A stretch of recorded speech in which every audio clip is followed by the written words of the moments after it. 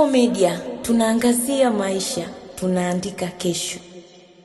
Manchester United walichagua kutofanya usajili mkubwa katika dirisha la Januari, lakini hatua hiyo haikumaanisha kwamba wamepunguza malengo yao ya muda mrefu.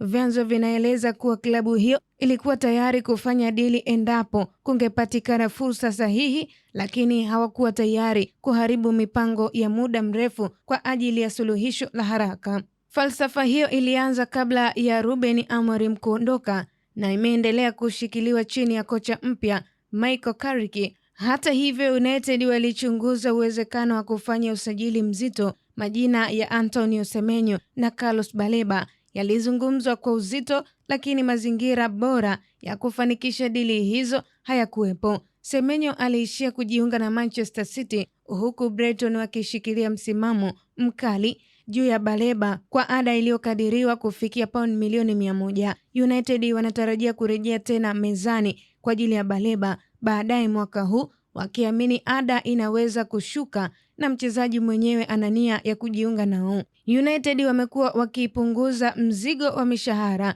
ili kujitayarisha na dirisha lijalo, huku nafasi ya kufuzu ligi ya mabingwa Ulaya ikiwa wazi. Kufuzu huko kunaweza kuwapa zaidi ya pauni milioni 200 kwa ajili ya usajili, na hata kushiriki Europa League kutasaidia mipango yao. Kiini cha usajili kitakuwa safu ya kiungo, wakilenga kusajili wachezaji wawili kulingana na maamuzi ya baadaye ya Bruno Fernandes na Manuel Ugarte. Wakati Casemiro tayari ametangaza kuondoka. Mbali na Baleba, pia wanamfuatilia Elliot Anderson, ingawa kuna hofu anaweza kuishia Manchester City kama ilivyokuwa kwa Semenyo. Zaidi ya kiungo, United wanatazamia kuimarisha nafasi 3 muhimu: winga, beki wa kushoto na beki wa kati, wakiwa na mechi 14 za ligi kuu England zilizobaki na bila mashindano mengine. Uongozi wa klabu unaamini Carrick anaweza kuwapeleka kwenye nafasi ya ligi ya mabingwa, jambo litakalowafanya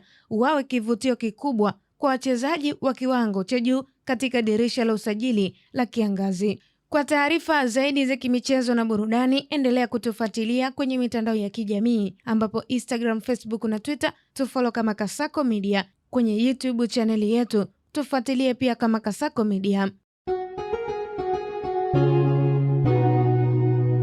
Kasako Media, tunaangazia maisha, tunaandika kesho.